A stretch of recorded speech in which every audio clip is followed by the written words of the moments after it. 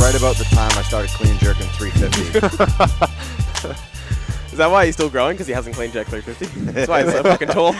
No, I was pretty similar to this in like probably 6th or 8th grade. Oh, really? Like full chest hair, full beard. Oh, like man child. 5'6", yeah. Yeah, I stopped growing about that age. Yeah. Did you play football? Yeah.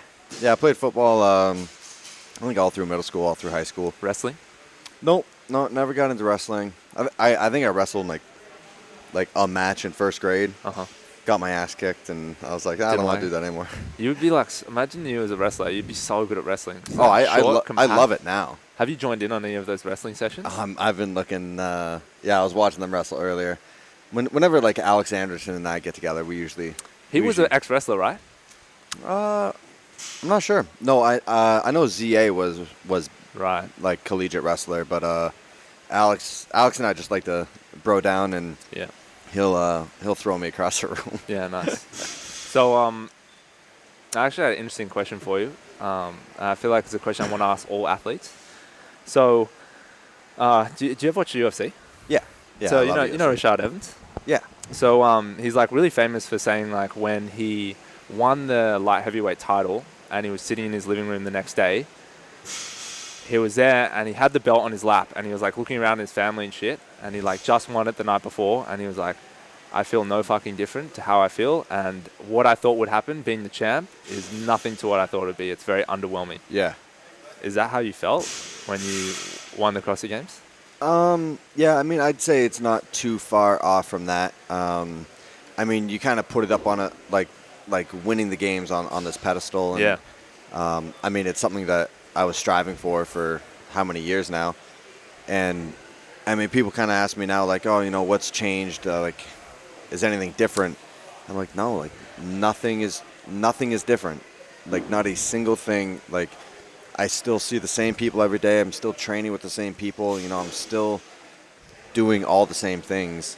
But then on the other hand, I mean, it had this sense of like accomplishment. I mean, more just a reinforcement of like, okay, what I'm doing in training is working.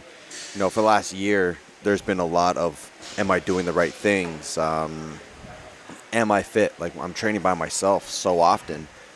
I'd finish a workout and be like, all right, was that good? Was that bad? I don't know. So, I mean, it was kind of reassuring, like, okay, like the things I'm doing in training, I'll keep doing. But in the grand scheme of things, I mean, nothing changed. Yeah. I mean, how do you feel about that? Like, does it mean like it was worth it for you? Or does it feel like maybe it wasn't worth it? Oh, no, it was absolutely worth right. it. It was worth every minute of training. Yeah. Is it still going to be worth it in the future? Yeah, I mean, I'm still having the time of my life. I mean, I'm getting these opportunities of like coming down to Australia to hang out and train. I mean, get to come on the Mamos Project. Australia's #1 fitness podcast. So, yeah. I mean, it's great. I mean, I'm having a hell of a time. So I'm just going to keep doing what I'm doing while it's still fun and I get to take these opportunities that, I mean, so many of my friends that I'm kind of looking at what they're doing, and I'm looking at the opportunities that are presented to me, and I'm like, man, like I'm so lucky to take advantage of these, and so I'm just going to keep doing it, keep having a blast. And, yeah, that's awesome. Yeah, it's interesting because you sort of live in two worlds still. Like, you had the uni degree for a while, so obviously you kept a certain set of friends that like really know you as like just their classmate or whatever. Brent's sort of the same. Like, he's an accountant, so he works with like all these nerds, and they just kind of hang out all day. So like, how is it to deal with those sort of friends? Like, what is it like when you hang out with those sort of people? What matter you to them? I mean, I'm the same Matt to them that I am to the guys that I train with. I mean, I mean, some of my best friends are from the gym, and in the gym, out of the gym. I mean, they don't treat me like Matt Fraser, the CrossFit. I mean, like they know my family, they know my girlfriend, they know my hobbies. Like, we hang out outside of the gym more than we do inside the gym. So I mean, we're just buddies. I mean, it has nothing to do with the whole CrossFit thing. Yeah, just a couple of guys hanging out, Yeah, that's good. I think people need to hear that, because like, I know when people come in here and they see you, like, they freak out because it's like Matt Fraser, but you're probably just thinking to yourself, like, I'm just a fucking person, guys. Like, relax. Yeah, I mean, it's Or you're not, or you're like, I'm the fittest in the world, like step out of the way. no.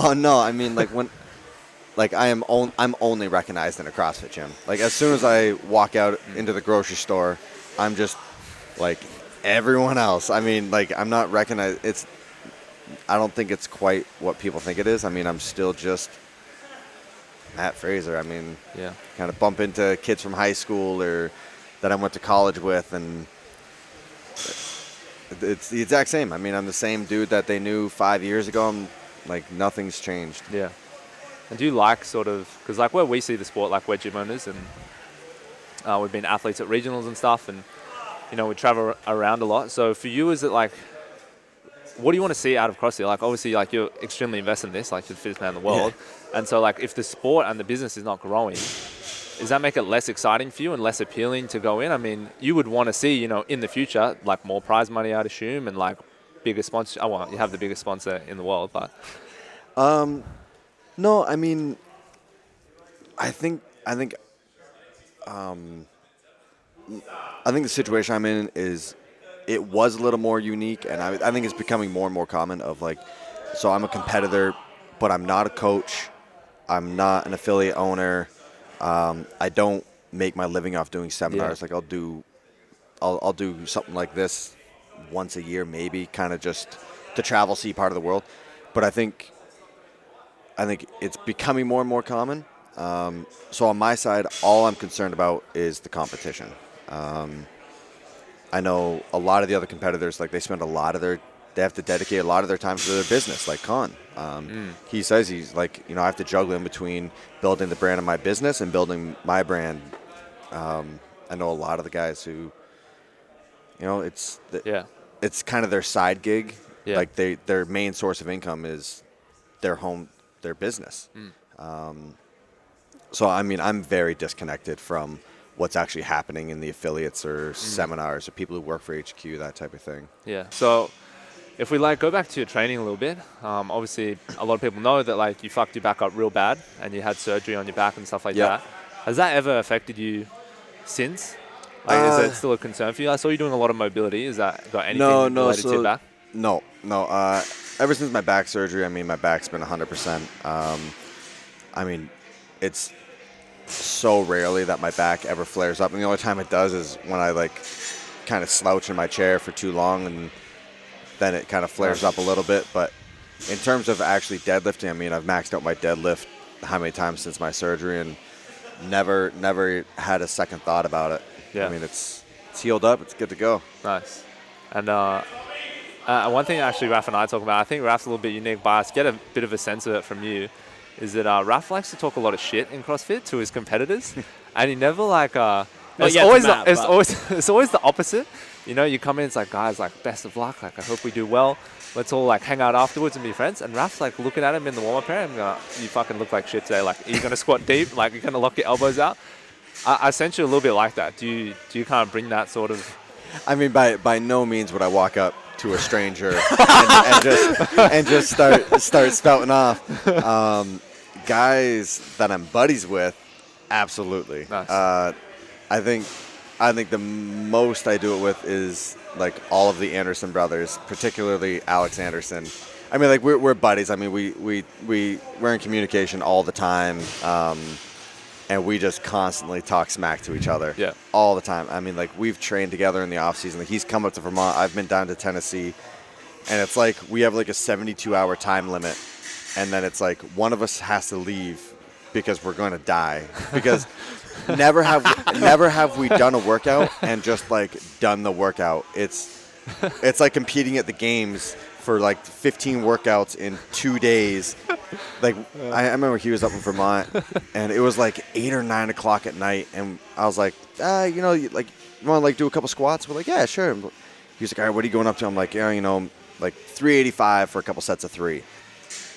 Within like 20 minutes, we were both back squatting like 460, 475, like max out singles. And so I mean that was just a glimpse of the whole week. Yeah. But yeah, I mean, we talk a lot of shit. It's fun. Yeah. And do you get, coming back to the injuries and stuff, do you have, like, stuff that you deal with, like, on a daily basis? And are you ever worried that, like, there's so much shit, like, for an athlete that is, like, out of your control? They're like, every now and then you just like never know that all this could like go away. That's a bit of a dark.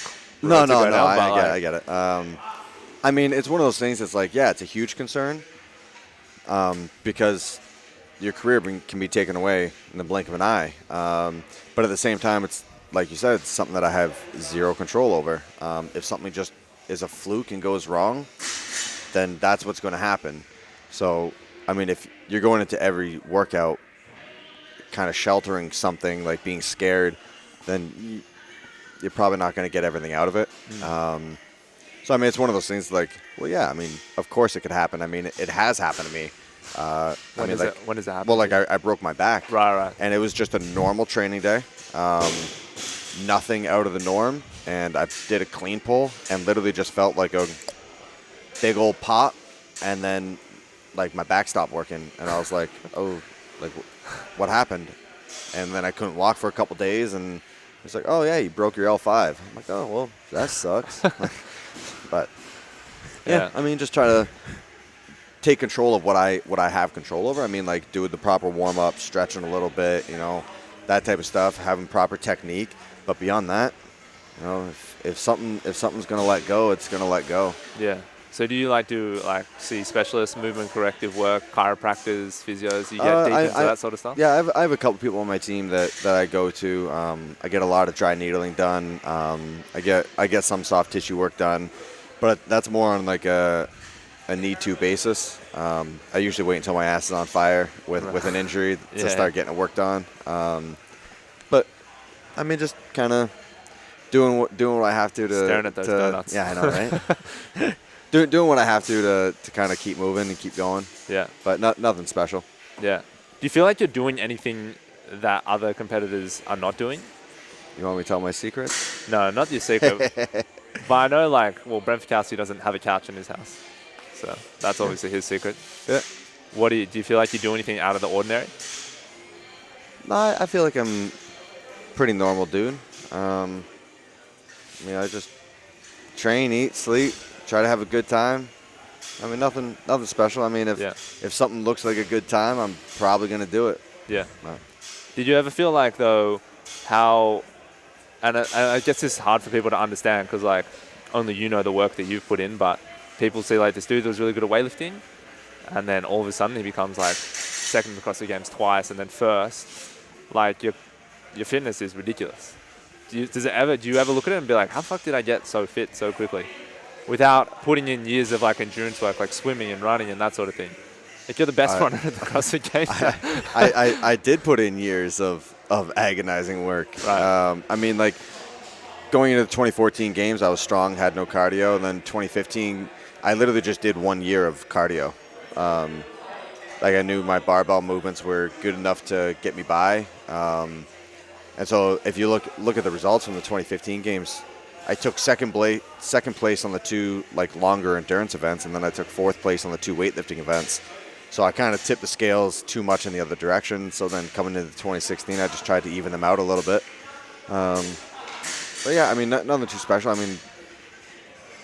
Just it's a lot of hard work. I put in a lot of time in the pool, a lot of time on the track. So seeing those improvements, I'm proud of them. I'm not surprised by them. I saw the work I put in. Yeah. But it's just kind of every day do what I can, grind away, and When you're in those endurance events, a book that Lachlan and I are reading recently is called How Bad Do You Want It? And it's got different. Have you heard of the book? No, I'm sorry. But it's like an endurance sport sort of book. Yeah. You have to apologize. It's not an exam. But it's got motivations and shit in it, that drives athletes. Yeah. And one of the chapters is on being fed up, and how when an athlete can get fed up, it can become a huge sort of motivation for them. One of the examples is who's our cyclist? Cadel Evans. Cadel Evans, Tour de France. he was always meant to win the Tour de France. Yeah. And just couldn't win, and then they reached a point where he's completely fed up with not winning. Yeah. And that motivation elevated his performance significantly and allowed him to win the Tour de France. Yeah. Did you feel like that particularly in the hard endurance events when you got there this year? It took you losing 2 years in a row to the point you were fucking fed up, and it took your motivation to a new level. I mean, it kind of flip-flops from like day to day, week to week sort of thing. Like the things that I'm kind of thinking about in the gym. I mean, some days, you kind of have that aggression, that kind of being fed up or Training mad. Or yeah, I mean, sometimes that's what I'm doing. Sometimes I'm happy as hell when I'm in the gym, and that helps push me through. I mean, I don't really have a particular like quote in the back of my mind every day when I go in the gym. I just try to feed off whatever energy I got going. And is that usually is positive, or usually is something a bit more negative? Because I usually when I train, I like to think of like negative stuff to enjoy my training. No, I'd say it's probably more happy than not. I don't know. I just find that I enjoy myself more when I got a smile on my face. It's interesting, and it seems like your approach to training is like very, very casual. So, in the same way that's like very casual, I'm sure you have like days where I just don't really want to go to the gym and like don't have motivation and shit. But obviously, it's very different. Like when I decide I'm not going to the gym, I'm not going to the gym. Yeah. But for you, it's like almost like your job. So like how do you sort of balance it out and deal with it when like that, hey, like today I really don't fucking want to train, but Ben's like calling me like, Matt, you got to do triple Murph or some shit, and you're like, fuck, it's also like my job and like sponsors and stuff like that. So how do you kind of balance that out? How do you deal with like the lack of motivation? I don't have a lack of motivation. That's the worst.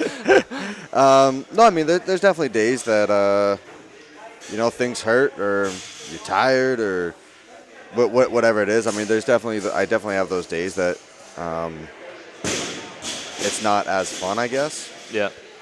But I mean, kind of take a step back, look at the bigger picture. I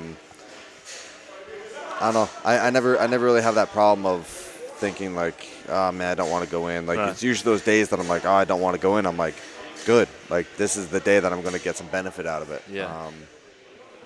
I mean, just it's kind of what I do. It's part of my routine. I like the routine of the day in, day out, and so going to the gym for however many hours a day, that's part of my routine. Yeah. So I enjoy it. You combine like your training in your basement with training at an affiliate? Yeah. So do you like prefer to train alone, or do you prefer to train in a group, and like, or what benefits do you see from like different?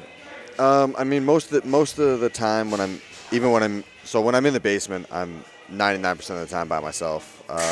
When I'm at the gym, I mean, there's usually people around. But even most of the time when I'm there, I mean, all my buddies work full-time jobs. Like all the guys that I train with on the weekends and stuff, They all have full-time jobs. I'm the only one in there at noon. Yeah. So I mean, there's a couple other coaches that are training, a couple masters, athletes, but so we're all in the gym at the same time. Most of the time, we're doing our own things. Right. So I mean, it's nice to have the company. And then when all my buddies get in when they're out of work, a lot of them are really good. They'll kind of come in, look at my whiteboard, and be like, "Yo, when are you starting that one?" I'm like, 2 minutes. They're like, "All right, let me tie my shoes," and they'll just jump in. Oh, nice. But I mean, it's just more of having company while training. Yes. Yeah. Do you have any eyes on you from like a coaching perspective, like someone not training that is just there to watch you? Just when I go down to Boston into CrossFit New England. To see Ben? Yeah, it's like a 3.5, 4 hour drive. So I'll go down to Boston to see some buddies, hang out, and I'll go in, train with Ben and Katrin. So I mean, he'll usually, if I'm in town, he'll usually cut out like a time slot to train, and he'll put me through the ringer on a couple things. But I'm like right now in the off season, I'm just kind of doing my own thing. I'll kind of build up, just do my own thing for the couple months and kind of get that base built, and then we'll probably start getting some closer contact, come closer to open regionals, that type of thing. Yeah. He doesn't do your programming for you right now? I mean, usually throughout the year, I'll follow comp train Right.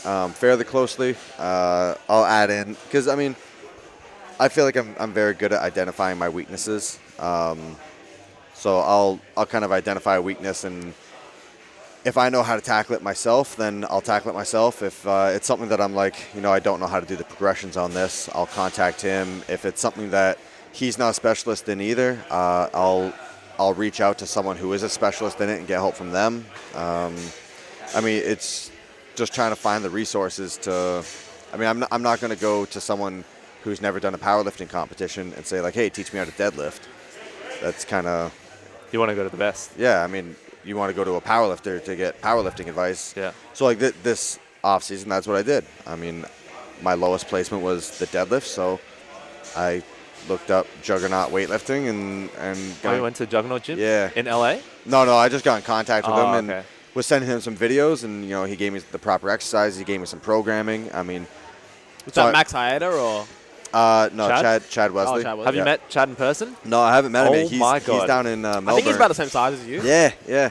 He's actually in Melbourne right now. Really? We were supposed to overlap, Yeah, and then I came to he's Sydney Ah, instead. Okay. It was a good choice. Yeah, so I mean, we've There's probably only room for him in Melbourne, I think. At least in that flight for sure. yeah, he's a big dude, right? Oh my! Like if he flew economy and Holy you got next to him. shit! He's not fitting in that seat, Yeah. 100%. We went out to his gym to train and Yeah. did a So podcast on his it was pretty coaches. cool. One of my buddies from weightlifting lifts with Juggernaut, and so it was after the games. I shot him a note. Who was that? Colin Burns. Oh yeah. And so I just like, hey man, you work with Juggernaut. I know they're into powerlifting. Can you hook me up with someone who can help me out? Mm-hmm. And the next day he messaged me. He was like, I'll get you a number. And the next day he messaged me back and he goes, here's a number for the man himself, Chad Wesley. Like, I was like, fuck man. I was like, I wanted a number for a dude who could like teach me powerlifting, not Chad Wesley. Jesus. I'm like, I'm gonna tell him my numbers. He's gonna laugh at me. So he did. I mean,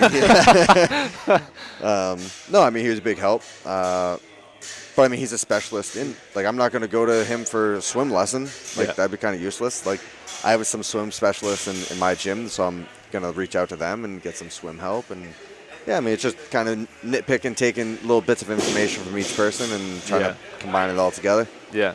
And on the other side of things, do you have like a nutritionist and stuff like that? No. I like what I did with my diet this year. I cut out. Mainly, I just cut out junk food. I was eating terribly the year That's why I stared before. at those donuts. Yeah. So I get all my food from Paleo Naturals. So they send me like dishes of just meat and vegetables, and then I kind of mix in whatever else I want, like rice and all that stuff. And so I mean, I try to eat clean, but I'm not counting macros or anything. And I felt the best I've ever felt last year, so I'm like, all right, I'm just gonna keep doing that. You know? Yeah, cool. And what's it like being at the ranch with Rich and training? Like maybe not so much the training because we fucking always see the training on videos and shit, but like behind the scenes, like hanging out, you guys just slamming pizza and chocolate milk and shit. And, like in Tennessee. Yeah. Oh, yeah, like at like Rich Senior's place. Oh, sorry, I was thinking when I said the ranch, I didn't mean the rubbish. Yeah, you mean like the barn? Yeah, sorry, the barn. I mean, it's a good time. I mean, it's usually pretty close to what you see on like the YouTube videos. I mean, it's just hanging out. A group of people in a barn with a bunch of fitness equipment, and it's just a bunch of fit people. So just train hard. I mean, it gets rough. I mean, it's a lot of training. And I mean, you wake up in the morning, 8 a.m. You're at the barn by 9 and just throwing down. And then you finish a workout. Everyone kind of hangs out for a little while. And then, shooting guns. There wasn't as much shooting as I thought or as I wanted to. But I mean, it's just fun. I mean, it's beautiful weather. You're out in the country. I mean, just hanging out outside and eating good food, Fuck it. Is there ever anything like that you see like in other athletes? And I guess you can't really speak for other people, but maybe like during the games, obviously the game's like a hectic weekend and builds up for a lot of people. Maybe the rookies, like they're just not handling themselves very well. Like, would you say that it's like really important to have like a coach and like a team there and like a support network and stuff? Like maybe comparing it to your first year. Did you have Ben your first year at the games? I've always been in contact with Ben. I don't know when we actually like started kind of working together more closely. I mean, I've kind of always followed CompTrain. Like I always surf the internet, see what people come up with a good workout, and kind of do it. Yeah. I beat him by 1 rep and then stop. Yeah. Actually, with Bergeron, I did. He put on like more of a local competition. I mean, it was a big local competition. Like there were some regional athletes and stuff that showed up, and he put out a qualifier workout, and it was like he had a games athlete do this qualifier workout, and he put up a challenge that if you could beat this games athlete's time, I'll give you your $100 entry fee back. So I did the workout, and I beat everyone's time fairly significantly. What was the workout? It was, what was it? It was 1 legless rope climb, 2 snatches at 225, 3 back squats at 365. I've seen this workout, yeah. And 4 parallel handstand push-ups. Yeah. For 3 rounds. And I think the guy who he posted in the video did it in like 8:50 something. I think the next highest time was like 8:30 or 7:30, something like that. And I think I did it in like 2:47. That's a good pay rate, $100, $247. Yeah. It's like $1,000 an hour. So Ben actually, he found me on Facebook and sent me a message and was like, hey, I'm Ben Bergeron, I run CrossFit New England. I want you to drop out of school, quit your job, and move here, and I'll make you CrossFit champion. Oh, wow. In an email. No, like Facebook Messenger. Yes. And I was like, no, like no way. Like, I don't know who you are really. Like, okay, like calm it down, buddy. I'm not dropping out of school. And then like a year later, I was like I got second place at the games, and I was like, oh man, wonder what would happen if I went and trained with him. But I mean, he's a good guy to bounce stuff off of when I need help, and I mean, his mental training is like none other. So I mean, I think that's where I get the most benefit out of it, is just the mental side of things. I'm glad we finally found the secret sauce. So tell us more about the mental training. What does that sort of involve, like without giving too much away? I mean, just really focusing on like controlling things that I have control over. Okay. And as soon as an event is done, I mean, it's done. Like, there's no point being upset over it. Like, whether it's something that I did in terms of like, I approached it incorrectly, or I just missed a rep, or if it was I disagreed with a ref. If a ref gives me a bad rep when I think it was a good rep, once the workout's done, there's no point ruining the rest of your day over it. Like, just move on. So I think that was a big thing that I used to get tied up in terms of like, if I had a bad event on Friday morning, it would carry on all the way through Friday afternoon. So I mean, he's just kind of good with that. Just kind of like, leave the past in the past, move on, and really tap your full potential. So I mean, it's nothing that people haven't heard before. It's nothing. There's no secrets. It's applying it. Yeah. Like we had Yami on the podcast, which is the coach of like Annie Thor's daughter. Like he has the training plan and stuff, and he had like some quote Kim posted, and it was like knowing what to do is really easy, but like everyone essentially saying like everyone knows what to do. Yeah. But applying it is the hardest part. Yeah. I mean, I've heard some athletes when they say like, I have someone come in and they say like, oh, I want to go to the games, or like No. I've just heard other athletes talk about it, and they're like, I'll put my training on the table. I'll show them what I'm doing. Like, I'll give them the recipe of like, this is what I do, and they're like, not too many people will actually put in the work. Yeah. But I mean, yeah, just apply it. For me, it's just work hard. If I have a goal, I break it down into almost like a daily step of what do I have to do today to help achieve my goal by the end of the week or by the end of the month or the year, So I really like that aspect of stuff of just, setting those little goals that add up to the bigger one. What was your, when you were in the midst of like deep study and like getting your degree, as well as training for the CrossFit Game, were you able to train in the middle of the day, or what was the training day like then? Was it pretty hectic? Because I think when I did stuff like when I was in school full time and when I was working full time, it was more my training was like 6 or 7 p.m. So no morning session? Oh, no. No morning session. I mean, I always took morning classes. I always, like when I worked, I had to, I think, be out of the house by like 6 or so. Yeah. I was actually talking to someone about this the other day of like, how did you train enough to do well? And I think if you look at my results, like there are some pretty big holes in my game. So I mean, I definitely missed some big gaps. From this year? No. This is from like 2014 when I was in school and stuff. But when I did train, my gym owner actually gave me a key to the gym because I talked to him. I was like, hey man, like I'm training for the games and I can't make it in when the gym's open. Like, can you help me out? And so he was very kind. It was just like, here's a key to the gym. Come in whenever you need, whenever it works for you. And so, I mean, I'd be training like 7 to 8 p.m. type thing after work. And like my training it was a lot of just high intensity metcons, just get in and go. So I would do stuff like, Grace Isabel 30 muscle ups for time.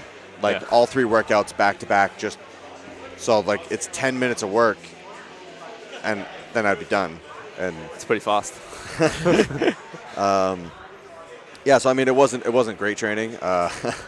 It definitely took its toll on my body because I wasn't doing like warm ups or cool downs or stretching or anything. Right, just get straight back in the car, eat, go home, sleep. I remember one time I was doing a workout with O'Keefe and it was like a 10-minute EMOM of clean and jerks, and I was late. Like I came from class late, and so I ran in, and they were like, all right, like we're starting in 2 minutes.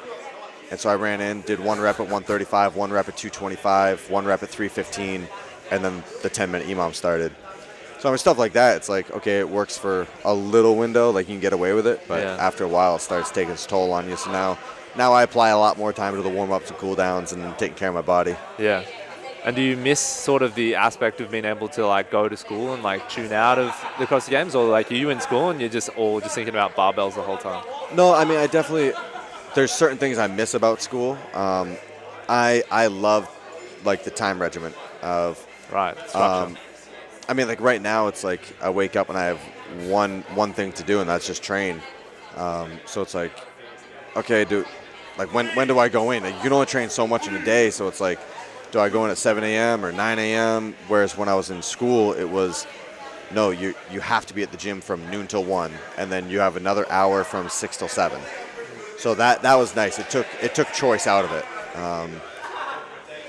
But I definitely don't miss the nights of staying in the library until 2 a.m. working on a lab report or a project or something like that. I like being able to dedicate as much time as I want to in the gym. Do you honestly think that you'll pursue that as a career eventually when CrossFit is over? What's that, engineering? Yeah. Or do you feel like now you're just like, I just want to be like an athlete my whole life and just... No, I know I definitely don't want to be an athlete my whole life. Okay. I mean, when my time's up, I'm not going to hesitate stepping out. I'm not going to try to ride it till the wheels fall off. I mean, I want to. Some people. I want to make sure. I want to make sure I go out on a good note. Like in terms of like my happiness. Make sure I'm still enjoying the sport before I leave it. I'm not going to try to go team. No, I mean, I don't even think it's so much as that. I mean, as long as I'm having fun, I don't really give a shit what I'm doing. As long as I'm having fun, I'm going to keep doing it. But I don't know. It's kind of hard to say. Like, if you asked me 2 years ago that this would be a career for me, I would have laughed at you. So trying to tell you what I'm going to be doing in 2 years from now as a career, I have no idea. Yeah. Are you still interested in engineering at all, though? Oh, absolutely. Okay. I mean, I love it. I've talked to a couple different companies about, maybe picking up some side work, doing drafting and stuff. And it's definitely an interest.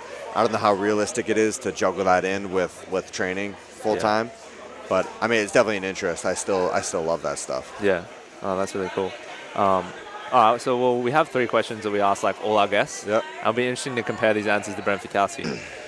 So what's one thing that you do every day that you feel like is like really, really integral to the success of that day?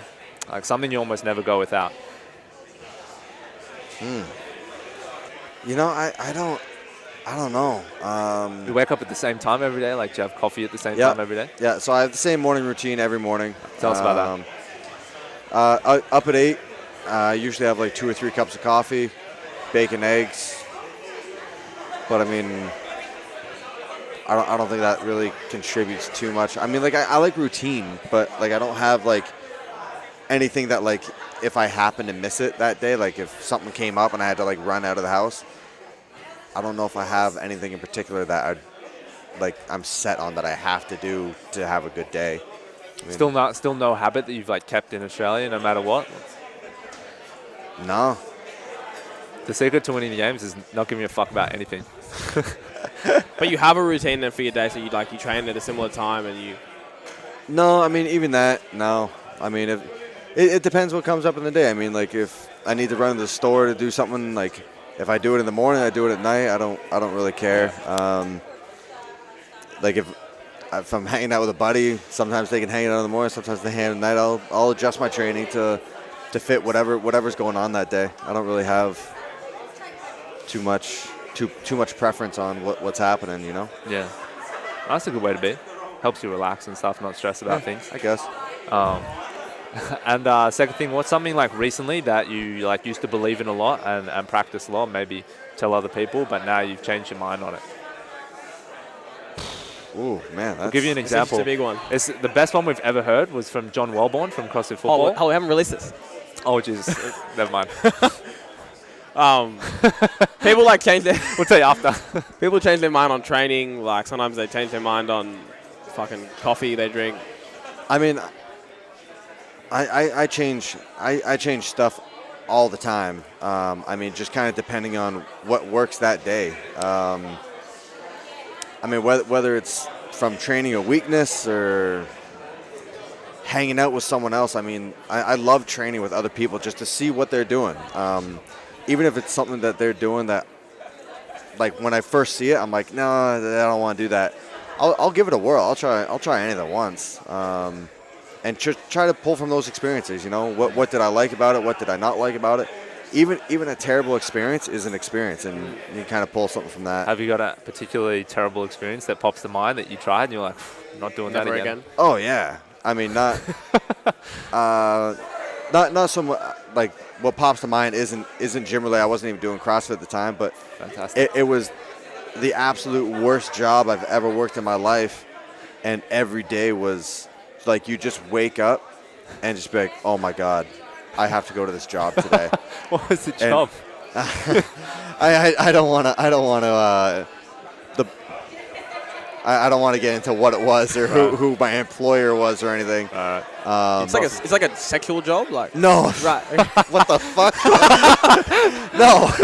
Like stripping or something. No. It was just a manual labor job. Oh, right.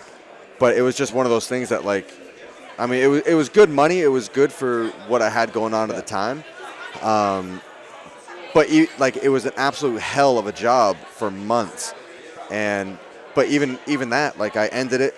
I have some of the best stories in my life in terms of like getting to do stuff with the people I did enjoy, and it gave me another checklist of like, okay, I don't want to do this when I'm out in the working world. It was a big cue on me going back to school because I was like, I don't want to have to work that job the rest of my life. I want to get an education so I can like be the guy that was my boss. Yeah. So I mean, like, it was a terrible experience, but at the same time, that made it a great experience. But back to what your original question, I don't know. Yeah, it's a tough question. Don't feel bad that it stumped you.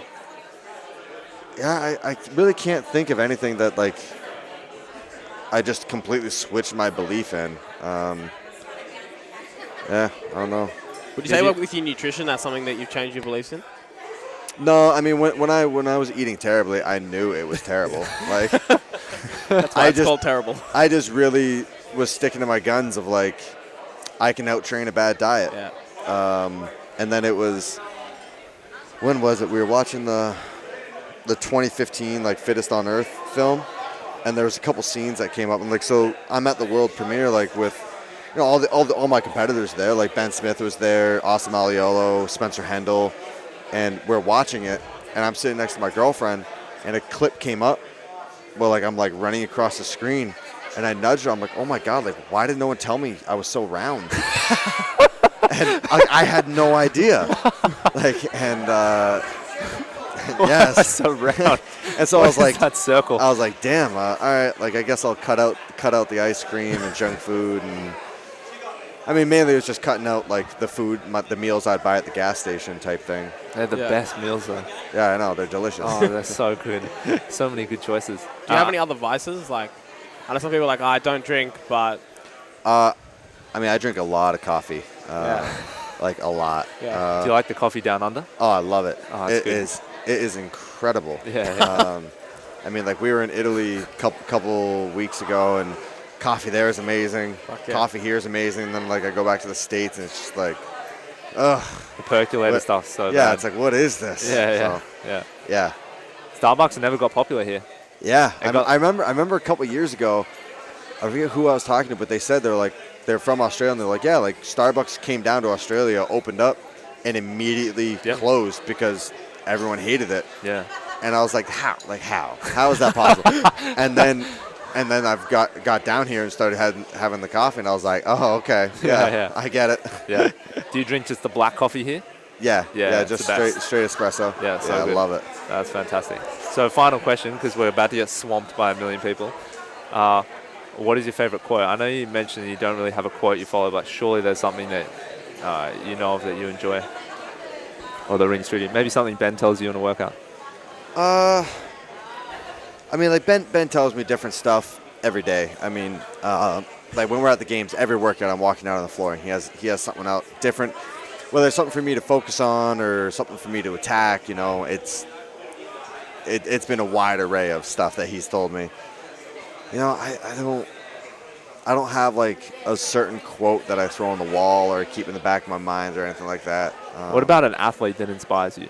Is there like a? I mean, yeah, there's a whole slew of athletes. Rich I mean, no, like no. I mean, getting down there and training with him. I mean, it was a huge eye opener. In what sense? I mean, in terms of that, there's no secret. Right. It's just work hard every workout. I mean, he's created a life for himself that he can 100 like he can just dedicate to his hard work. So I mean, getting down there, like, yeah, I love training with the guy. I mean, he is a phenomenal athlete and he has a lot to offer. And so when I got down there, you know, on one side of things, it was a huge relief to know, like, all right, there is no secret. He's not doing anything that is like a game changer, you know. But then on the other hand, it's like it was just a relief of like, all right, like just work hard, you know. Like there's no secret. It's just train what you're bad at and train it hard. Yeah. I can imagine you walking around like a notepad, just like looking around, like surely the secret's around here somewhere.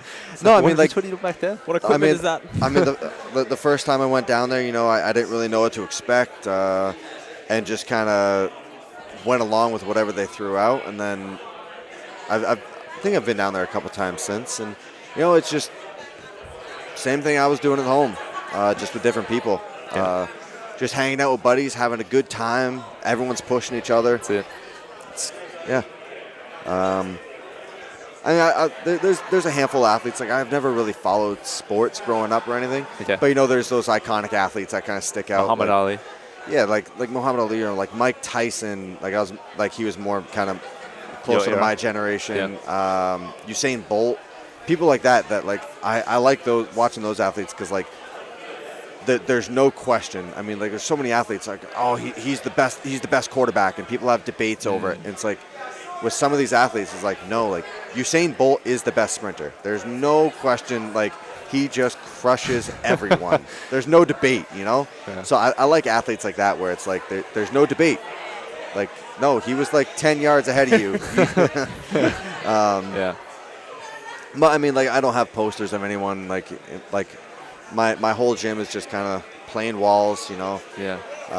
It's very badass. Like, I remember I was doing a lot of work on a true form runner, and some people I saw like putting like a little sticky note with a quote or something on it, like right in front of them, like it was just a wall in front of the true form, and I just drew like a black X, just kind of something to stare at, turn your mind off, run for half an hour, and yeah, I mean, nothing special, no quotes going through my head, no pictures on the walls, just train hard. I like it. That's good. Sick. Well, this has been really good. It's been an awesome podcast. So thanks for sharing all that stuff with us. That was good, man. Yeah, thanks for appreciate having it. me. Thanks so much. Thanks, Pat.